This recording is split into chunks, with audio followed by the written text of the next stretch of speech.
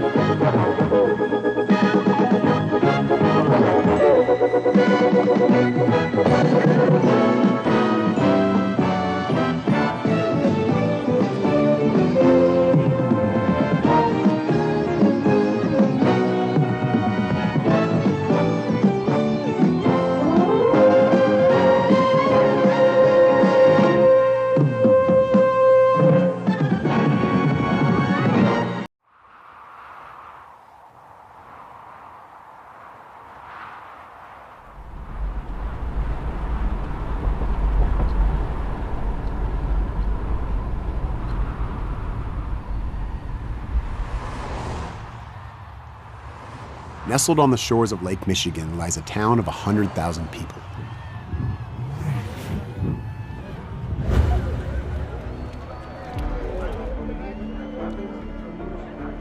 It's here that you will find one of the most storied NFL franchises, an unexpected home to football mecca.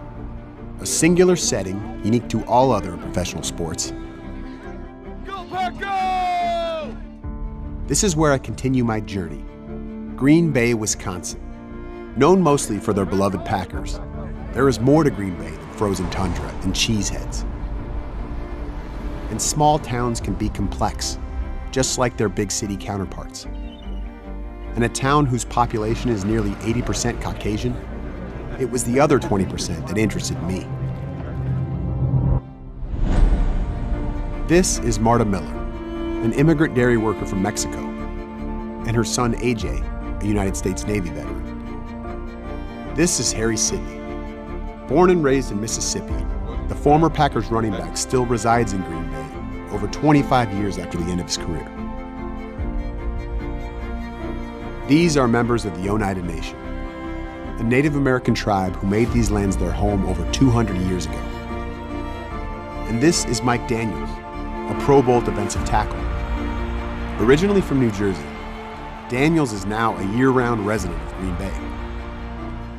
These two are the faces of Green Bay, representing in many ways a town's relationship with race, a relationship that has evolved over decades and continues to evolve today.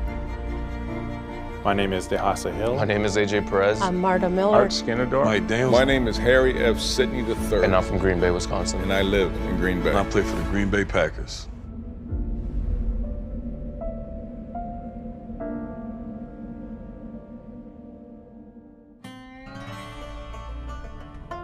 $100 years ago, and with $500 he received from the Indian Packing Company, Curly Lambeau formed the Green Bay Packers.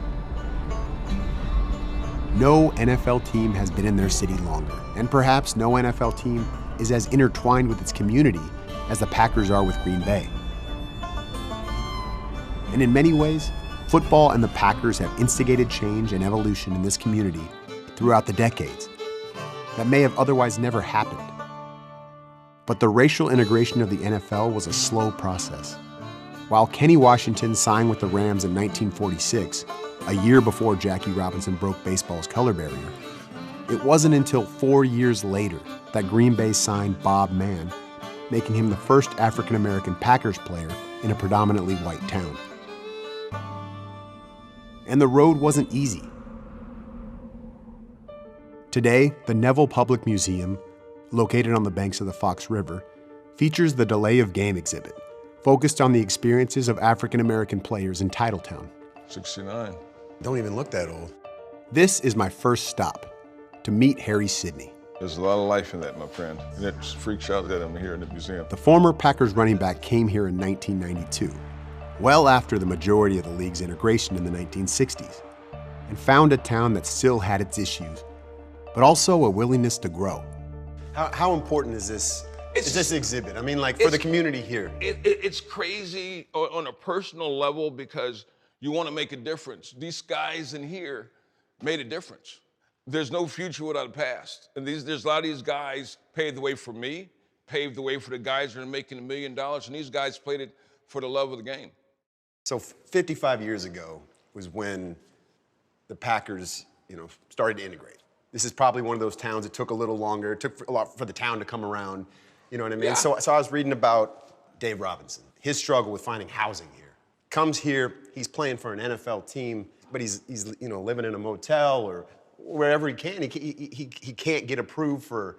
Because he's working for me. He's working for them. He's not living with them. He's in their mind. He's good and he's a great guy and you look what he does and we can cheer him, but we don't want to eat with him next to him. When you say working for him, you mean because the town owns a team? Green Bay's a white town. I mean, when I was here, first played here in '92, the coaching staff, we brought barbers up from Milwaukee because there weren't any black barbers in Green Bay to cut hair. We brought cooks from Milwaukee.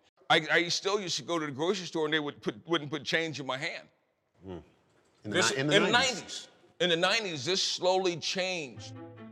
In 1960, not all NFL teams had a black player, and the Green Bay Packers only had one. But then came Vince Lombardi. Let's go out there! Lombardi's contributions and success in the NFL is well known. I mean, he's got a pretty cool trophy named after him. But Lombardi's fearless, progressive stance towards integration may just be his biggest contribution to the sport. The legend had changed things. Look at the stands. There's not a whole bunch of color except for on that field. And he made those guys okay with it. I think Lombardi was a class act that he believed there was a higher calling than just football.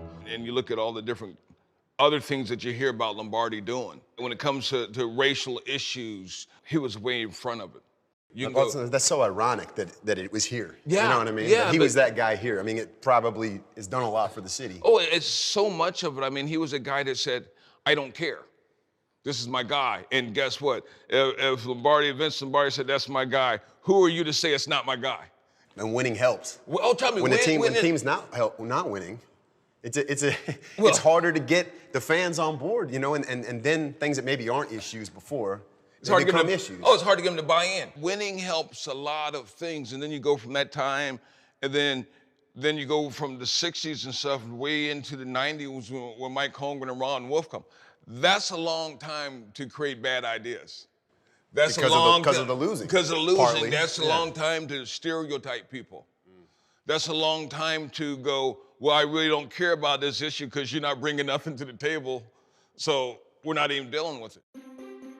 I want to talk more about Reggie White. Yes. And that the significance of him coming here and what he did on the field, but also like what he did for the community off the field. When Reggie White came to Green Bay, he said it was an okay place for black people to live because other African-American guys came after him because he gave it credibility.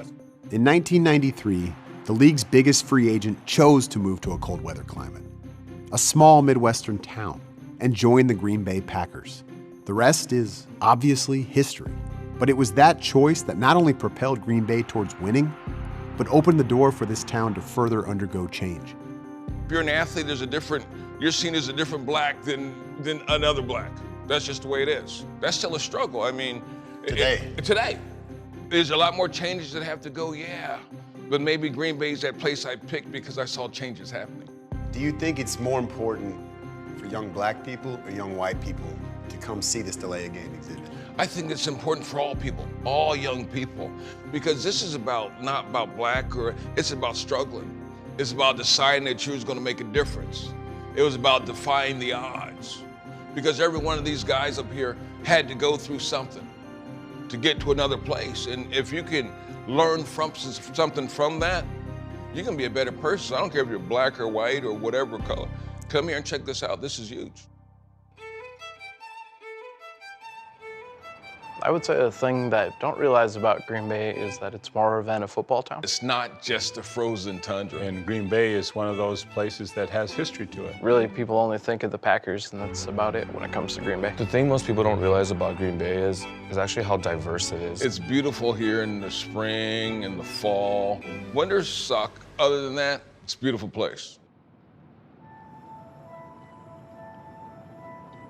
Forced out of their native land of New York in the early 1800s, the people of the Oneida Nation resettled here, in Wisconsin, over 200 years ago, seeking the company of other Native American tribes in the area. This is my next stop, the Oneida Nation, 100 square miles just west of Lambeau Field. Unquestionably beautiful, undeniably pure, it's a reservation home to 20,000. And for more than 200 years, the Oneida Nation has fought against widespread poverty within the community and prejudices and racism from the outside. I sat with Art Scannendor, principal of the high school, Brian Peterson, head football coach, and Tahasi Hill, chairman of the Oneida Nation. So the Oneida people, or at least part of the tribe, traveled on their own out here almost 200 years ago to escape social injustice, essentially, right? Yeah. But there's still an element of that today. It's always a work in progress to continue to educate the community about the importance of the diversity in the community, and everybody is treated fairly, and the value that land is to Native American tribes across the country. And making sure that companies understand, the potential hazards of, say, a pipeline burst under the Missouri River. We look at the earth as that mother that we share. And so every day, a part of our school responsibility is to give that thanksgiving, that gratitude, express that every day. Football obviously is a big part of the community here. Right? The last couple of years, our roster size has been tiny. We didn't have enough players to field the team. One of the athletes came to me and said, we heard about this 8-man football thing. We thought about it and talked it over, and we decided let's go ahead and give these kids a shot to play. Yeah, I mean, you said you had 11 on the team, and 8 are playing at once. Correct. Obviously both ways. Yeah. Our last game of the season, we had a concussion and we had another injury, and we're kind of looking at halftime, kind of wondering if we were going to be able to pull off another half of football. But we made it through, That's cool. When we went to the Packer game, we entered through the Oneida Nation gate. So there's a relationship there. Oneida has a long history with the Packers. Some of the first professional players with the Packers were actually Oneida men. Interesting. So there's actually Oneida sponsored, it's called the Walk of Legends down by Lambeau Field, historic Lambeau Field. And so some of those markers actually detail out the history of some of the Oneida players in those early days of the Acme Packers. I do want to ask you guys about the mascots in professional sports. Some of these names that we still use, like the Redskins. Does it hurt you? Does it offend you to see that that's still the name? We've asked for everyone to consider that that's offensive. Racism for many years has been about symbols. And so when you look at it in that context, our position as a nation has been pretty clear. To me, with that name and their location, represents a very dark period of American history. There was essentially a price put on Native American heads. The scalp with a little bit of the red skin on it was how you would get paid. I think about the Redskins particularly being in Washington, D.C., which is our nation's capital, and often on Thanksgiving the Cowboys play the Redskins, and it's like it's off-putting to me now. Like now that I've grown a little bit and think about that and are able to speak to people like you about this more, what can we do to help change that? I think of education is probably the key to putting away the blight of racism in this country. We're all human. We're all human in the human family, right. And so we need to be able to have that respect for one another. We tell our athletes when we're on the bus to every game, where we're going, you might be the first Native American men that these guys have met in their entire life. So the way you behave on the field is going to set the impression going forward.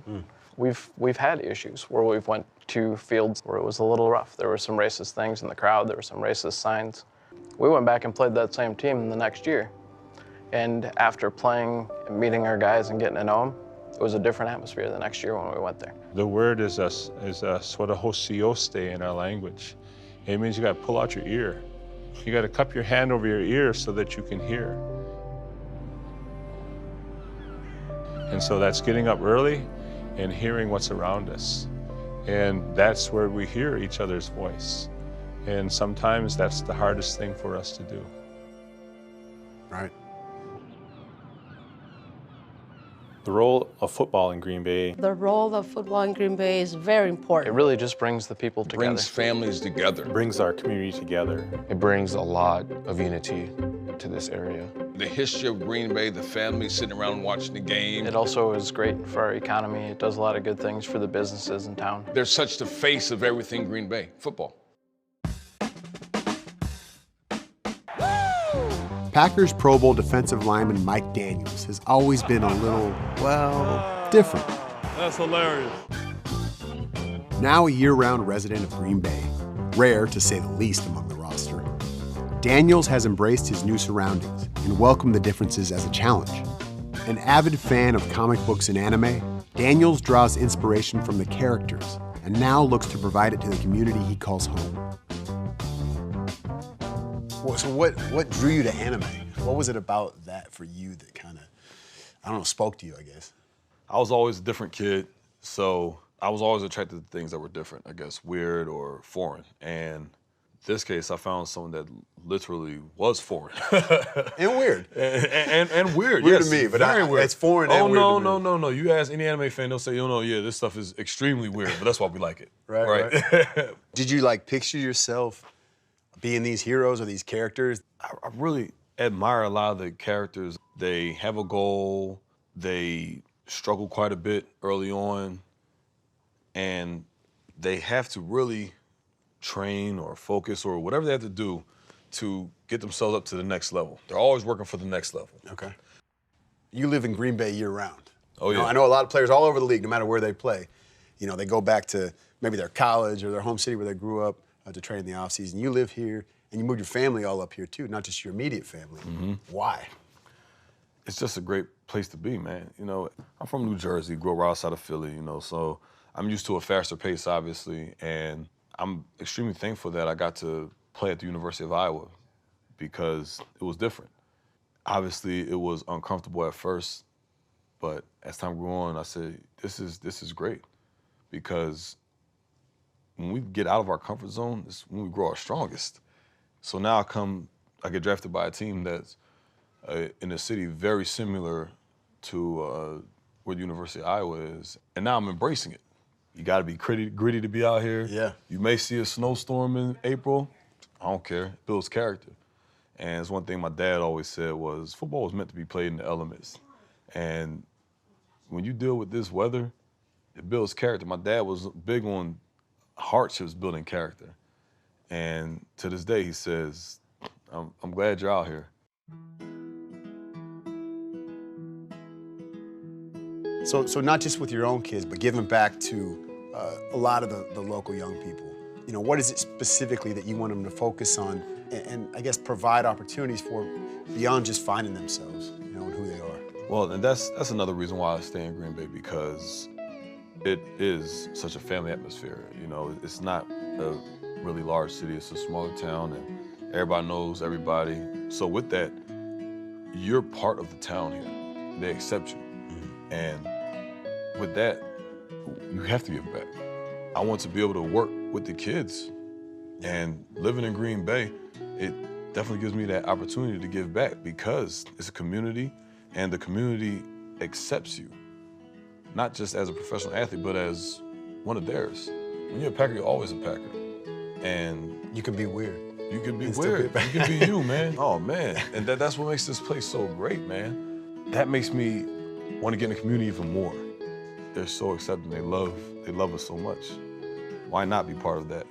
Green Bay, I've often said it is Green Bay is the American dream when you're old enough to realize the American dream. Green Bay means to me, it's a home. What Green Bay means to me is home. Green Bay means home. It's a love of relationship to family and friends. I call it quietness, peace of mind town. It's the best place to raise a family. And I'm so proud of it, to be from here.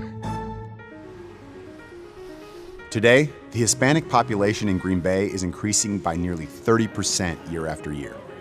But in 1994, Marta Miller was somewhat of a trailblazer. The single immigrant mother from Mexico headed north with her infant son AJ in tow in search of work. And that search landed her here. It's been nearly 25 years since Marta first came to Green Bay, a town she's seen undergo dramatic change. I met with Marta, where she's worked for the last 10 years at a cheese factory just south of Green Bay. So you're working pretty hard down there. Yes. That's how it is every day. It's hard work. You're on your feet, you're moving. So when you first started, you were pretty young, right? When you first, 20 maybe? 21 when I first came here to Wisconsin. Was it intimidating? It was. There was hardly any Hispanics here. When we rented our first house, most of our neighbors were Americans. You mean white? Right. and they're like, oh, one of the little boys, a neighbor playing with my son, and they're like, look, Mom, Hispanics are moving in. And my neighbor was like, oh, great, now we got Mexicans next door. Yeah. The neighbors don't know their neighbors. I imagine also one of those worries from a lot of the Wisconsin locals is the Hispanics are going to come up here and take all our jobs. We're like, well, we just want to work and earn our money and go back home, And Right. You're but taking advantage of the American opportunity. I mean, there's a lot of opportunity here. There is, and there were jobs, and still now there's jobs everywhere. I'm not here taking anybody's spot. At this point in time, is it a lot more integrated in the communities, or is there sort of separate communities that are more, the Hispanics live here and the white people live here? We are mixed now. We mixed neighborhoods and good communities, and it's not as good as we would like it to be, but it's a lot better than when I first got here. Do you know your neighbors now? Yes, I do. That's good. That's a step, right? It's hard to ignore the power of the Packers in this town. It's just everywhere. My next stop was to head back to Lambeau with Marta and her son AJ. After leaving Green Bay and serving in the Navy, AJ had developed substance abuse problems, becoming estranged from his mother and failing to see her for almost 6 years. What was the hesitation coming home? Like why was it so hard? What was going on in your life? I think I just felt like a failure. I always told myself when I left that when I'd come back home, I'd come home with standing tall, Right. And I wasn't standing tall, so I was like, I don't want to go home. It's like, I just felt like very shamed, I think it's common in the veteran community is, you have all the substance abuse things, because you're just kind of trying to find a way to, I call it that adrenaline rush, trying to get that high again, things like that, or that bond that you have with the guys, with your, with your team. I think that's what I was trying to find the most when I was, living in LA. The only words that I would hear from him, I'm okay, Mom. I know, Mom. And all I did was just keep praying and praying and praying. Was it scary for you? It was very scary. I cried and cried and prayed to God. Did you just want him to come home? I did. I did. While still living in Los Angeles, AJ began to pick up the pieces of his life, working with a foundation near and dear to my heart, MVP, Merging Vets and Players. A foundation started in 2015 by myself and NFL insider Jay Glazer to help athletes and veterans with the transition process. It was a donation from former Packers head coach Mike McCarthy that allowed MVP to hire AJ as an employee, another incredible step in his recovery. And a thank you letter to McCarthy brought him one step closer to coming home. So I kind of just sat down and I wrote him a letter. I revised it a few times and all that, but then... What did it say? I thanked him, and then I mentioned how important the Packers are, what his donation to MVP did, and then I kind of wrote a little bit about being home, and then I just casually said, I would love to meet you one day so I can just thank you, because with his contribution to MVP, You know, like I can help out every veteran and former pro athlete that now comes through our program. And you know, just put Forever Thankful, and I put AJ Perez, and I sent it to Jay, and I didn't think anything of it. Next thing I know, he's like, hey, when are you going home? He's like, you're gonna meet Mike McCarthy. I'm like, excuse me? And I was like, wait, what? And then he's like, yeah, you're gonna take your mom there. And I was like, excuse me again? When he first came home, we hugged, we cried, and first thing comes out, Mom, I have a surprise for you. And I'm like, you do? I don't need anything. I just want you here at home with me. That's all. I don't want nothing. And that's when he said, Mom, we're going to meet McCarthy tomorrow. It was great. It's great memories. But to me, it's, you know, I don't need that house. I don't need anything. All I need is my son to be okay. He's more than okay. Yes. I want him to be, I want you to know that I love you and I'm proud of you. I love you too, Ma.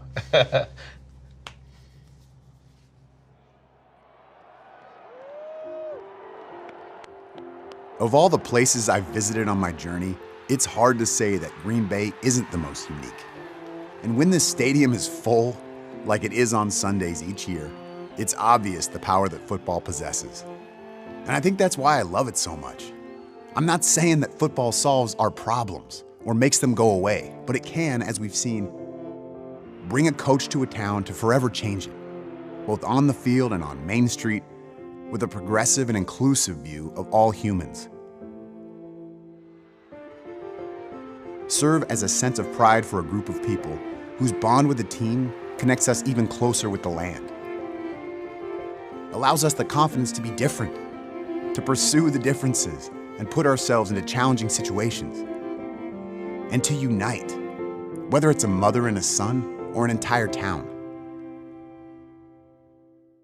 And this scene is the power of not only the Packers, but of sport.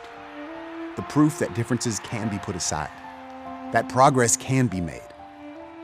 And with that, even despite tundra-like conditions, we can all weather the storm.